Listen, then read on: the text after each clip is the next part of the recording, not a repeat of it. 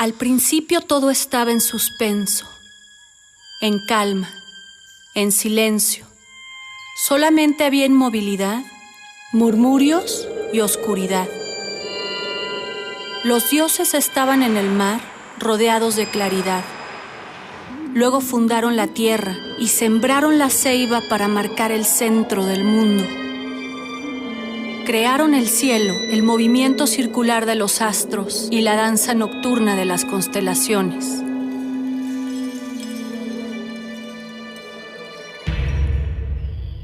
Los mayas fueron hombres devotos y guerreros,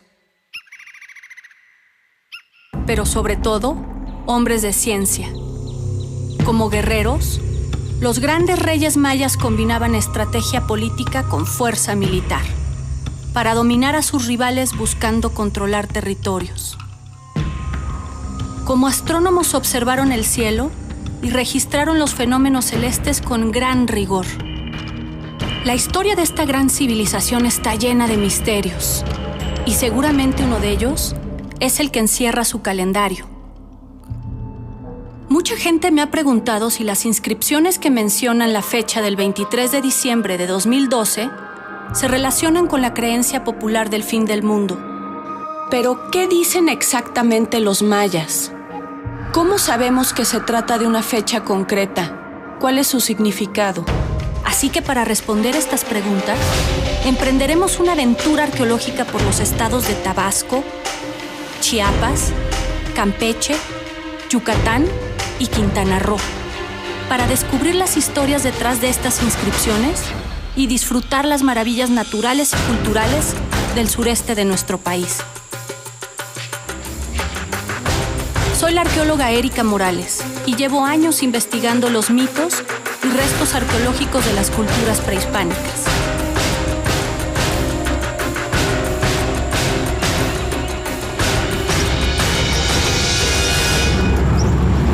Cada vez que me subo a un avión, no puedo evitar sentir la adrenalina que recorre todo mi cuerpo. Y es que sé que voy a explorar un nuevo sitio arqueológico. Sin embargo, hoy, esa emoción es mucho más grande, porque mi objetivo es difundir el mensaje de una gran cultura. Nos dirigimos hacia Villahermosa, en donde comienza la primera pista de nuestra aventura. Esta ciudad será el punto de partida de mi recorrido en busca de la antigua civilización maya y de los lugares más característicos de su presente.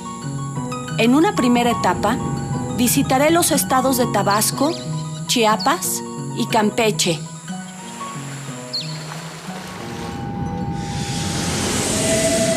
Lo primero que haremos al aterrizar será dirigirnos hacia el museo que resguarda el monumento labrado con la fecha del año 2012. Estoy en el Museo Regional Carlos Pellicer de Villahermosa, Tabasco. Nos encontramos frente al monumento 6 del sitio conocido como el Tortuguero. En esta piedra se encuentra inscrita la fecha que ha causado controversia acerca del fin del mundo. Mi objetivo es aclarar que este tipo de monumentos fue labrado para narrar las hazañas históricas de los gobernantes y para refrendar su linaje divino. Acompáñenme a encontrar lo que hay detrás de la historia maya. Bueno, dentro de la mentalidad maya y también a nivel mesoamericano, la escritura era una dádiva de los dioses a la humanidad, por ende tenía un carácter sagrado, ¿no? Esto lo sabemos por distintas mitologías, incluso en el Popol Vuh se refleja esto, ¿no?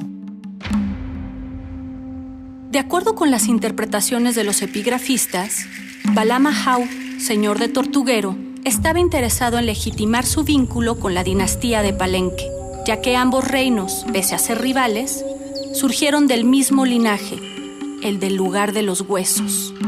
Esa fue la razón por la que mandó labrar un monumento que narrara sus hazañas militares y la fecha del fin del Bactún 13, en donde, contrario a la visión del fin del mundo, se anuncia la llegada del dios Balún Yocté. Un Bactún son aproximadamente 400 años, un poco menos, entonces 20 veces 400 años. Fue la fecha 4 Ajau 8 Kumku. También tenemos escenas donde se menciona a Bolón Yocté en compañía de otras deidades. Pero el monumento 6 de Tortuguero no ha sido el único al que se le ha relacionado con fechas proféticas. A 60 kilómetros de la ciudad de Villahermosa está la zona arqueológica de Comalcalco. Se dice que aquí se encuentran unos ladrillos labrados con la fecha del 23 de diciembre. El sitio es manufactura maya, las construcciones son elaboradas con ladrillos. Por lo mismo, los fundadores del sitio construyeron con el barro que iban sacando del fondo de los pantanos. El proceso es similar a como lo hacen actualmente. La diferencia es que los ladrillos no vienen en moldes, aparece con un núcleo negro, se desbarata fácilmente, no es un buen ladrillo para construir. Muchos de los ladrillos tienen motivos decorativos, ya sea animales, personas, antropomorfos, zoomorfos, epigráficos, algunos vienen con escritura y algunos vienen con unas inscripciones, unos dibujos extraordinariamente bien hechos, ¿no? No parecen los dibujos hechos al azar, ¿no? Los ladrillos con representaciones de personas los hemos visto en los muros, en las pilastras y en los muros divisorios de las crujías. Y los ladrillos con representaciones arquitectónicas los hemos visto en la techumbre de los edificios. Y los ladrillos con representaciones con escritura, con epigrafía, sobre todo los calendáricos, los hemos visto empotrados en los santuarios de los edificios. Curiosamente, muchos de ellos corresponden a las fechas de inauguración de esos templos.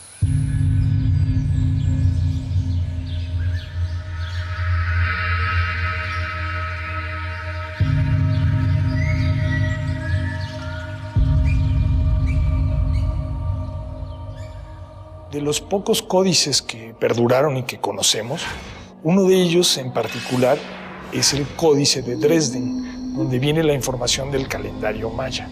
La información que lograron recaudar a lo largo de mucho tiempo a través de observaciones astronómicas en los diferentes sitios arqueológicos que conocemos, les permitieron hacer un calendario muy preciso, a tal grado que se puede decir que es uno de los más precisos del mundo, incluyendo todos los que se han desarrollado hasta hoy día.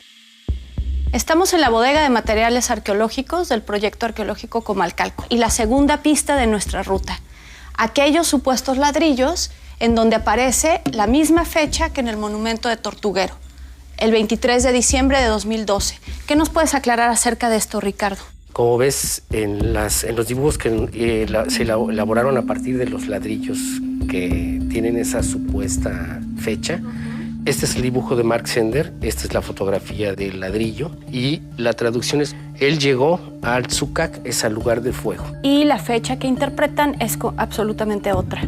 Hay tres posibilidades que Mark anota.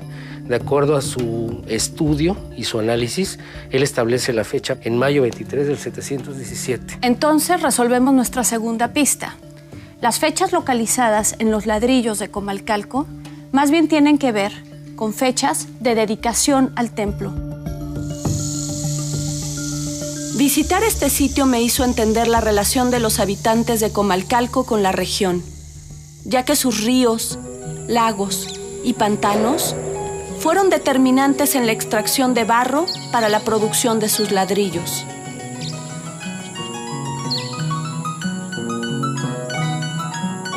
Pero el estado de Tabasco no solo se caracteriza por sus verdes paisajes, también por el delicioso sabor de su tierra.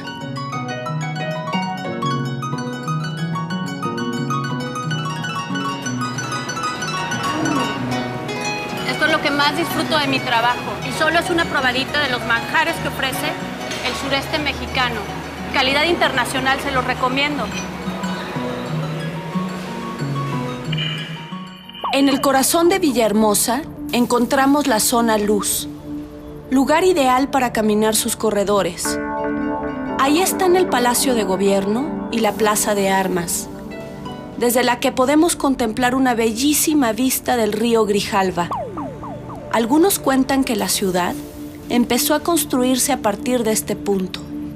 Además de sus atractivos naturales, la ciudad de Villahermosa ofrece al visitante todo lo necesario para una estancia cómoda y llena de interés. Quizá uno de los aspectos más relevantes de la cultura maya fue la asociación de los astros con la captura y sacrificio de prisioneros de guerra. Tal es el caso de Pomoná. un sitio localizado en la región del Usumacinta y cuya historia es asombrosa. Pomoná contó con una inmejorable ubicación geográfica. Las aguas del río Usumacinta hacen de sus tierras aledañas territorio fértil. Se cree que la producción de esas tierras pudo haber alimentado a toda la región. Aquí descansa Quinichahau, el dios solar, el emblema favorito de los gobernantes. Era un hombre anciano con grandes ojos cuadrados, con un glifo en forma de flor de 4 pétalos sobre la frente y ganchos que salen de su boca, aunque también lo representaban como el jaguar nocturno que recorre el interior de la tierra.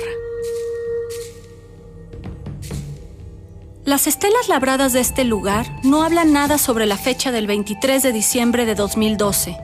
Sin embargo, sí nos hablan de gobernantes capturados por la ciudad de Palenque y una alianza con los mismos. Así que dirigiré la exploración hacia Palenque en busca de más pistas. Viajaremos por tierra, cruzando los caminos de la selva en vehículos todoterreno hasta llegar a la zona arqueológica.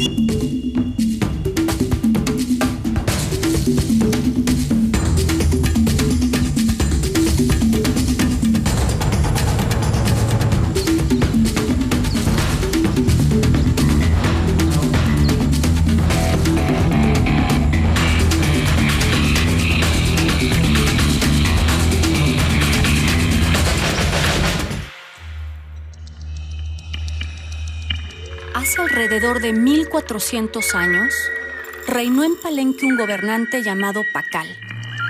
Cuando recibió el trono, tomó una ciudad que había sucumbido a los ataques de la dinastía Serpiente, pero que lograría restaurar la gloria de Palenque tras recuperar el control de su región. Estamos en el edificio conocido como el Palacio. Nos encontramos en el patio de los cautivos, en donde Pacán, padre de Cambalam, manda labrar el retrato de los gobernantes caídos en batalla, como aquella que libró contra el sitio conocido como Pomoná.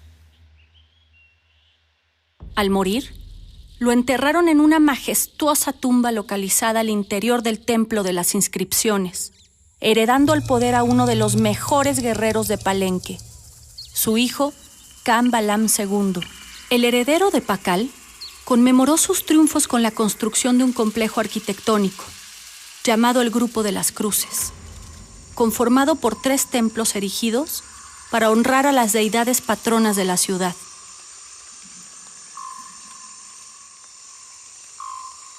Al ser grandes astrónomos, imagínense la importancia que le daban los mayas a la observación del cielo. Hace 1322 años, Júpiter, Saturno, Marte y la Luna se alinearon para marcar el fin y el inicio de un nuevo Catún.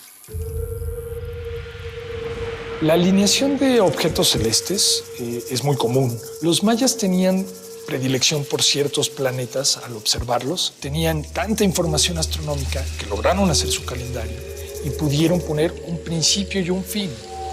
Mantener este orden divino del que hablábamos. Una parte era observar rigurosamente los finales de periodo, ¿no? Y para ello necesitaban la precisión de su calendario. Empezaríamos por el Kin. Un Kin es un día, seguido por el Winal, o también llamados meses de 20 días. Seguiría el Tun, que es un ciclo de 360 días, y a partir de allí los ciclos van aumentando por un factor de 20, ¿no?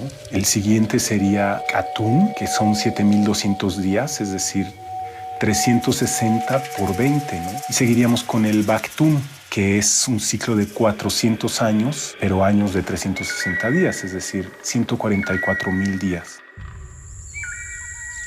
En la cima del Templo de la Cruz Foliada se encuentra uno de los tableros más impresionantes del área maya. En él, Cambalam mandó labrar 2 fechas. La primera marca el final del Baktún 12, en el año 1618 de nuestra era, y también el inicio del Baktún 13, que termina este 23 de diciembre de 2012, mientras que la segunda marca el fin del Catún Ochoajau en el año 692 después de Cristo. Las inscripciones de Cambalam nos llevarán después a Chichén Itzá, en Yucatán. Pero para tener más pistas sobre estas dos fechas, tendremos que adentrarnos primero en el corazón del río Usumacinta y descubrir lo que esconde el pasado de la selva lacandona y la historia maya. Uno de los registros más bellos de las guerras mayas sobrevive al paso del tiempo en Bonampak. Se trata de un templo de 3 edificios con murales en sus bóvedas y muros. Ahí pintaron lo que forma parte de una colorida manifestación del arte maya. Guerreros con atavíos de piel de jaguar y plumas de quetzal en plena batalla. Y escenas rituales con músicos y danzantes. Bonampak se localiza en el centro de la selva lacandona y fue uno de los lugares más importantes del periodo clásico tardío. Los murales han recibido diferentes interpretaciones. Sin embargo, la más aceptada asegura que narra una sola historia que incluye los preparativos y el desarrollo de una batalla, así como la celebración de la victoria. Después de haber conocido los sitios arqueológicos de los estados de Tabasco y Chiapas, me di cuenta de lo que significó la selva para estos pueblos. Así que decidí tomarme una pausa y experimentar la fuerza de la naturaleza en el río Lacanjá.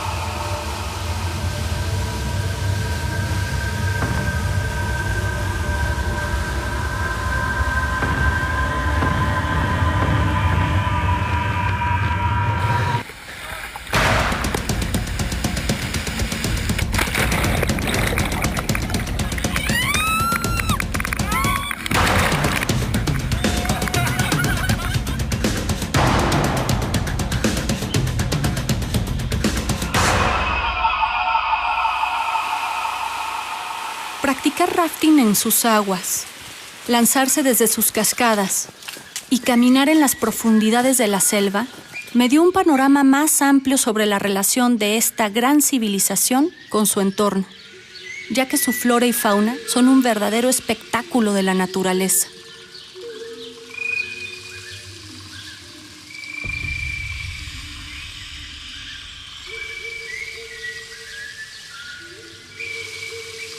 Disfrutar de la experiencia del río Lacanjá fue un buen preámbulo para embarcarme hacia Yaxchilán por el río Usumacinta. Todas las ciudades que se asentaron a lo largo de sus aguas se enfrentaron constantemente por el control de sus recursos.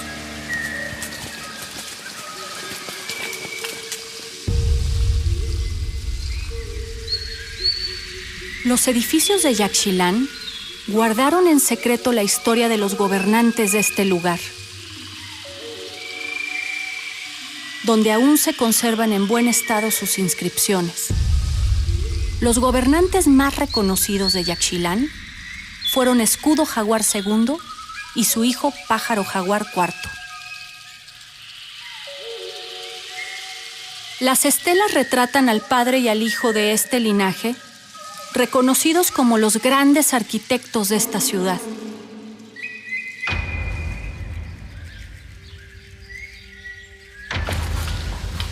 Este es el edificio 33 de Yaxchilán, el más imponente y característico de este lugar. Aquí podemos encontrar una cámara mortuoria al pie de la escalinata, una escalera jeroglífica que narra el mito del juego de pelota, y coronándolo, la crestería, que antiguamente se encontraba decorada. En la escena del escalón, Pájaro Jaguar se prepara para recibir una pelota simbólica hecha de prisioneros atados, mientras 2 enanos lo observan. Esta escena nos recuerda el mito que narra la derrota de 3 dioses del inframundo que jugaron contra los gemelos Hunahpu e Xbalanque, quienes tras la victoria renacieron como el sol y la luna. Imagínense qué tan grandes fueron como guerreros al proyectar todo un complejo de edificios para conmemorar sus hazañas en batalla. Aquí, en lo alto de la colina, vive una familia de monos araguatos. Según la tradición del Popol Vuh, el libro sagrado de los mayas, los monos eran descendientes de los primeros moradores del mundo, los hombres de madera, quienes al no tener alma, fueron destruidos por los dioses y destinados a vivir en las ramas de los árboles.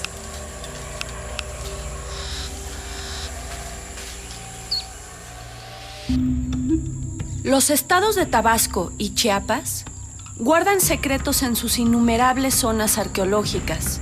Sin embargo, ninguna de las inscripciones que hemos visto hasta ahora hace referencia al fin del mundo.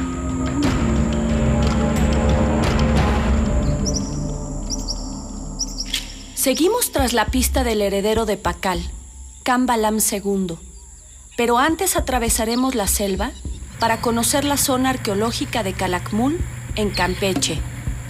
Resulta inevitable hacer esta parada en lo que puede ser la impresionante capital de la dinastía Serpiente. Las carreteras están asfaltadas, pero son estrechas y con muchas curvas. Lo que es seguro es que podrán ver iguanas, serpientes y otros animales a lo largo del camino.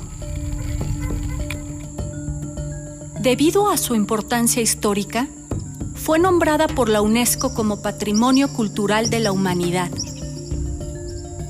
Calakmul se encuentra dentro de la reserva de la biosfera que lleva su nombre. Con más de 723,000 hectáreas, es la mayor de las 5 áreas naturales protegidas de Campeche. Una de las singularidades de Calakmul son las 117 estelas que se han encontrado, muchas de ellas al pie de sus estructuras. Sin embargo, ningún otro sitio en toda la región explorada cuenta con tal cantidad. En este sentido, la estela funcionaba como un axis mundi, un árbol cósmico. De hecho, muchas estelas son comparadas metafóricamente con ceibas y otro tipo de árboles. Por su relevancia política y militar, Calakmul ha sido considerada por los arqueólogos como una de las ciudades principales de la dinastía Serpiente, que llegó a dominar un gran territorio. Al igual que en Palenque o Yaxchilán, en Calakmul solo encontré restos de los registros de las hazañas militares y políticas de esta dinastía. Ha sido una larga aventura hasta el momento, y aún nos quedan muchos sitios por descubrir. Así que haré una escala en Campeche para disfrutar de su ciudad. Lo que alguna vez fue un puerto amurallado, asediado por piratas, hoy se concibe como uno de los puntos más visitados de nuestro país. Sus calles coloniales le otorgan una gran riqueza cultural. Sin duda, un lugar lleno de magia e historia. En el trazo urbano de esta ciudad, convergen edificios militares, religiosos y civiles. El buen estado de su arquitectura colonial le ha valido el reconocimiento como Patrimonio Cultural de la Humanidad. Ahora es preciso que continúe mi camino hacia Yucatán. Esta península se formó cuando la tierra literalmente emergió del mar hace miles de años. Algunos le llaman la Tierra del Mayab. Nuestra meta es llegar a Chichén Itzá, pero en el camino nos encontraremos con 2 lugares que no podemos dejar atrás: Uxmal y la bellísima ciudad de Mérida. Uxmal se sitúa a 80 kilómetros al sur de la ciudad de Mérida. Es uno de los escenarios más bellos del arte Puc. Aquí podemos encontrar Itzapnaj, la deidad de la escritura, como el dios más representativo del lugar. El templo del adivino y el cuadrángulo de las monjas son un reflejo del fino trabajo arquitectónico de este centro ceremonial y de la veneración a este dios, quien en su aspecto de ave, de gran nariz colgante y diadema floral, adorna las fachadas y frisos de Uxmal. El vínculo con sus dioses es uno de los temas más interesantes en su mundo. Su religión tomó como modelo el medio tropical y lo proyectó hacia el universo, aunque lo sagrado, también descansa en el arte y la arquitectura de sus ciudades.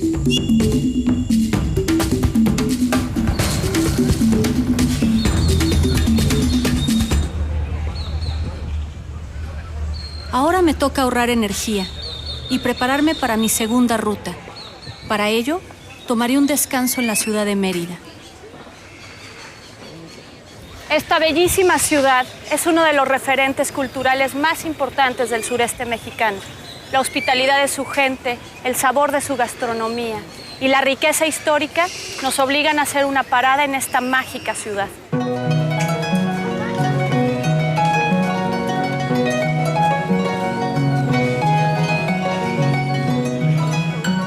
Estamos en la Catedral de Mérida, uno de los edificios más antiguos de América.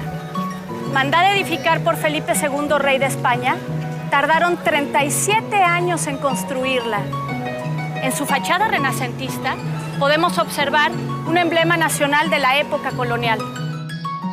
La capital del estado de Yucatán es internacionalmente conocida como la Ciudad Blanca. Aquí aún se percibe el encanto colonial de sus calles y pueblos aledaños. Contándole a la gente de mi aventura, recibí muchas recomendaciones para conocer, pero la que más llamó mi atención fue la reserva de la biosfera de Celestún, santuario de fragatas y flamingos. Celestún se localiza a 95 kilómetros de la ciudad de Mérida, justo en los límites entre Yucatán y Campeche.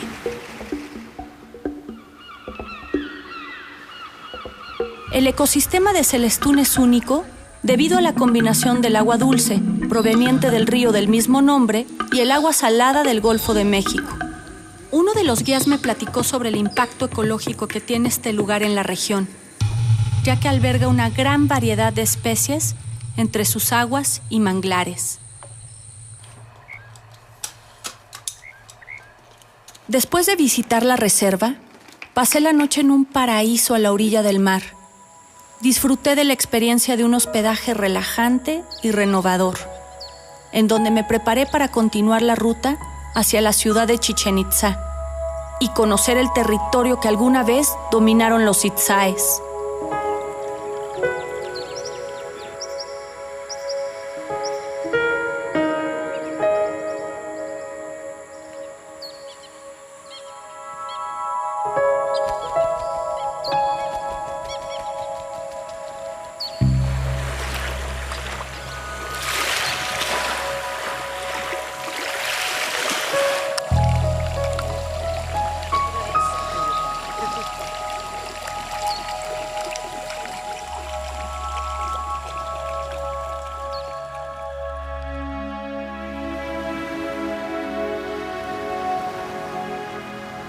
Cuenta el Chilam Balam que hace unos 1320 años, el pueblo Itzá llegó a la península de Yucatán.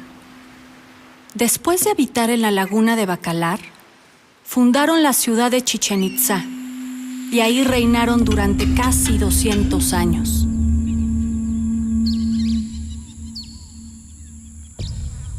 Más tarde, establecieron una alianza con los Tutulxú, quienes clamaban vínculos con la ciudad de Tula, donde el gran Kukulcán fue llamado Quetzalcóatl.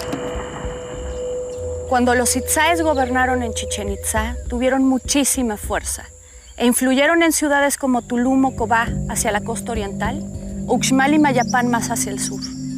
Una de sus características principales fue el culto a Kukulcán, dios patrono de este lugar, quien celosamente custodia su templo principal, la nueva maravilla del mundo.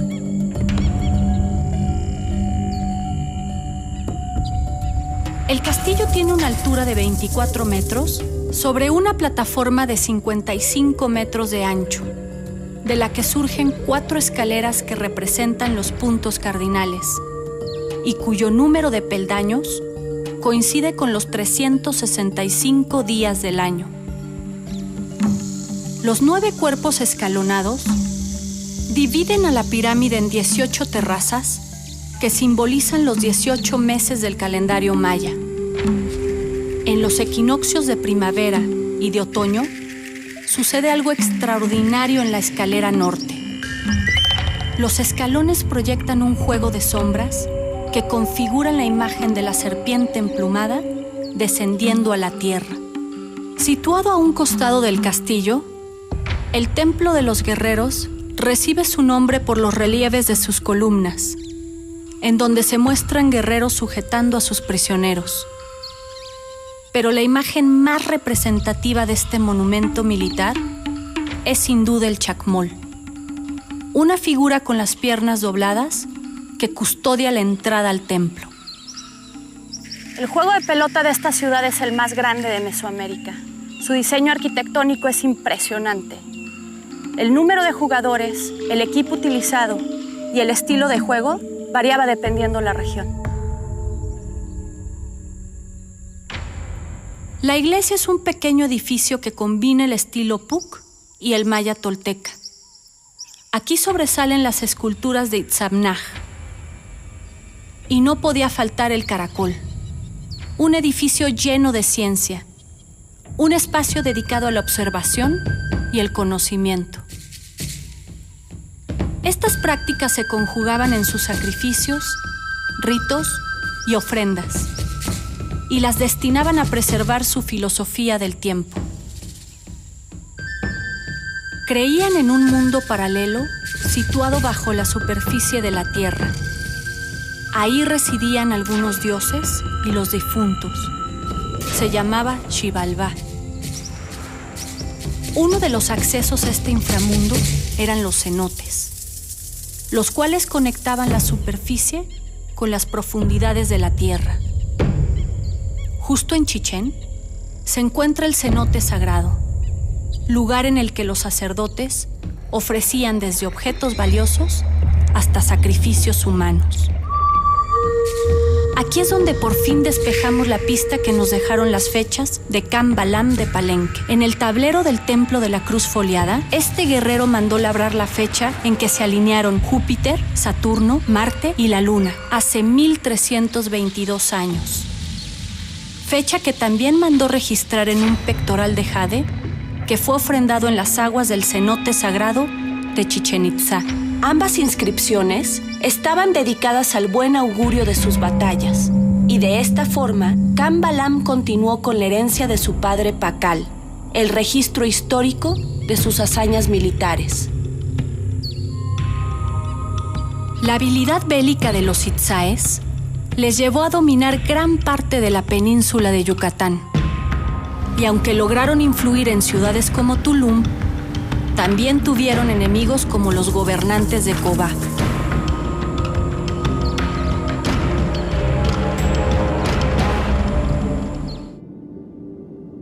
Para llegar a Tulum desde Chichén, es necesario viajar por la autopista 180 en dirección hacia Cancún y de ahí hacia el sur por la Riviera Maya.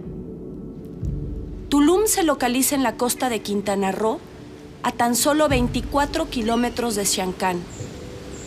Ambos fueron importantes puntos de comercio del área maya y estaban comunicados por un canal a través del arrecife que desemboca al Caribe.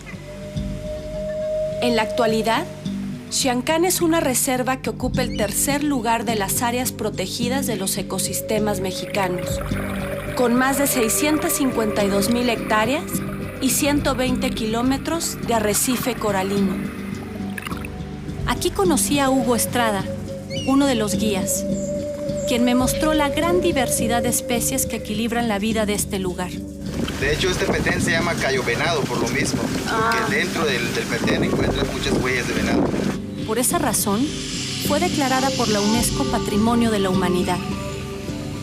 Así que aquí, tomé una lancha y me embarqué hacia Tulum, puerto prehispánico que fue bautizado por los españoles por su imponente muralla.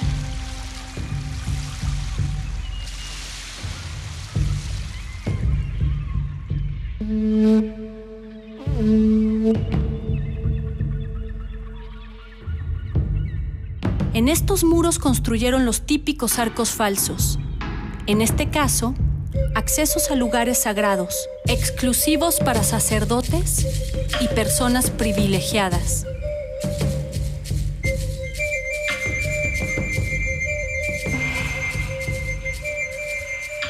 Estamos frente al castillo, la estructura más importante y más alta de Tulum. En ella podemos observar al dios descendente y 2 columnas que nos recuerdan a Kukulcán, el dios principal de Chichén Itzá. Es posible que la estructura conocida como el castillo funcionara como un faro que ubicaba la navegación a lo largo de esta riviera. Los habitantes de este lugar le rendían culto al dios descendente, quien estaba estrechamente relacionado con el sol.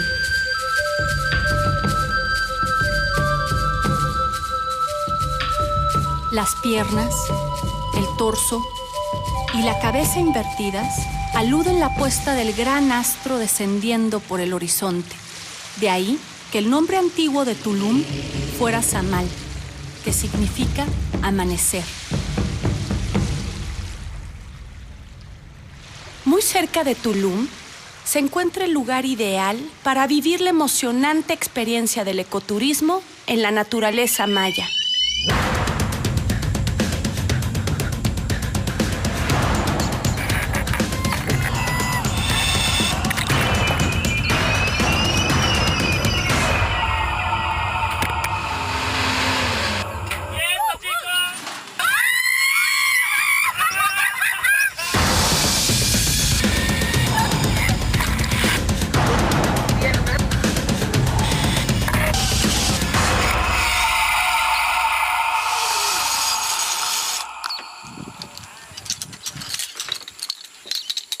A 40 kilómetros de aquí, en la ciudad de Cobá, podemos encontrar nuevamente la devoción por este dios, lo que nos habla de la cercanía geográfica y cultural de estos 2 sitios. Cobá tiene una extensión de poco más de 70 kilómetros cuadrados y una red de 45 caminos o sakbeob que comunican a los diversos conjuntos del sitio, por lo que es mejor recorrerlo en bicicleta. Los sakbeob fueron caminos sagrados que también funcionaban para conectar otros sitios. Representaban a la Vía Láctea y el más largo medía casi 100 kilómetros. Aquí en Cobá, como en otras ciudades mesoamericanas, el juego de pelota se practicaba simbolizando el paso que tenían los astros por el cielo y el inframundo. En este lugar particularmente era ofrecido a Venus, símbolo de muerte, sacrificio y guerra.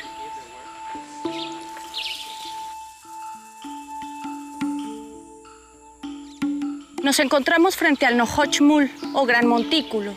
Es una de las estructuras más altas de la costa oriental. Tiene 42 metros de alto. Vamos, los invito a que vayamos a ver qué hay en su cima.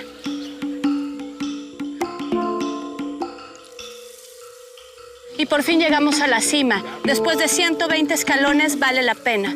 Nos encontramos con un templo del dios descendente, el mismo que se encuentra en Tulum. Aquí no solo se realizaban rituales para depositar las ofrendas, sino que también se tenía una vista panorámica de todo el territorio que dominaba esta región, sobre todo de los lagos que se encuentran al fondo, sin los cuales hubiera sido imposible construir esta hermosa ciudad. Esta antigua ciudad maya está rodeada de 3 lagos que en su apogeo abastecieron a sus habitantes.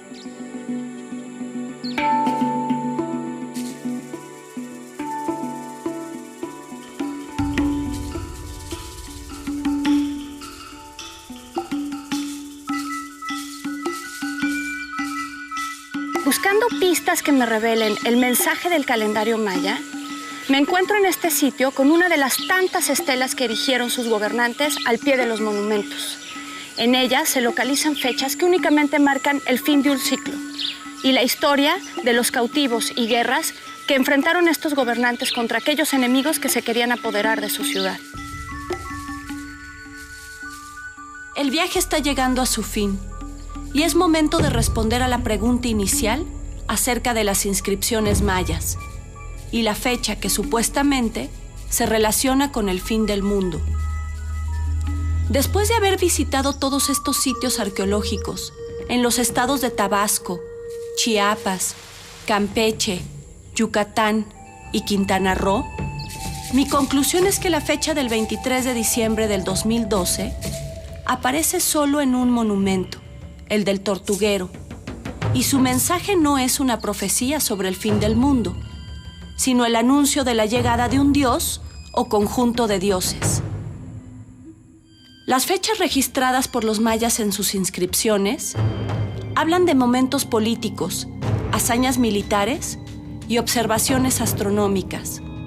Las piedras son el eco de su paso por el mundo, como la fecha del ladrillo de Comalcalco, que marca la celebración de un evento alrededor del año 700 después de Cristo, o la de Cambalam II de Palenque, ofrendada en el cenote de Chichén Itzá, que registra una alineación planetaria al inicio de un periodo de guerra, o las estelas de Cobá y Calakmul, en las que perdura la historia de algunos gobernantes.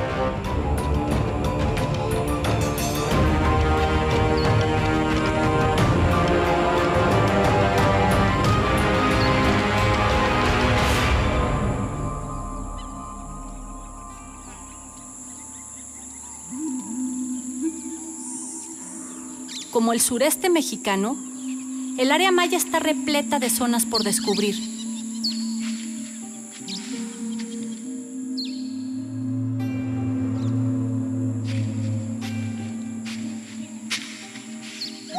Hacerlo como una gran aventura es una experiencia inolvidable. Esto es Plan de Ayutla, un sitio espectacular.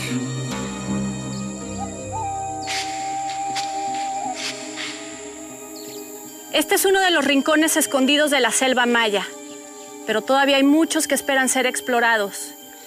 Te invito a que descubras los secretos de esta gran cultura en este nuevo ciclo.